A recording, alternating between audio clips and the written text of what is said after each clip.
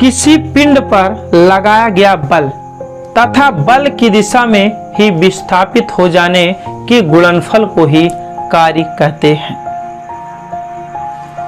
अब हम इसे प्रैक्टिकली सीखते हैं। सपोज डैट मैंने इस स्केच को माना यह कोई पिंड है और इस पिंड पर हम बल लगाते हैं और यह स्केच अगर इसी बल की दिशा में ही विस्थापित हो जाती है तो कहेंगे हमारा कार्य हुआ है। अन्यथा यदि ये स्केच बल की दिशा में विस्थापित नहीं होता, वहीं पर बनी रहती, तो कहते हमारा कार्य शून्य है।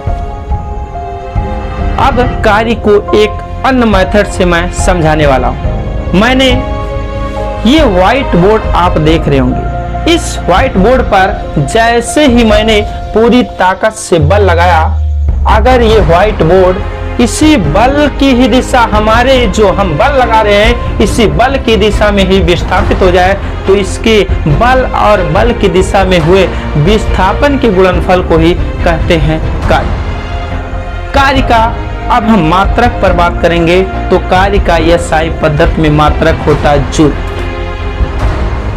कार्य का CGS पद्धति में मात्रक होता अर्ग। CGS पद्धति क्या है?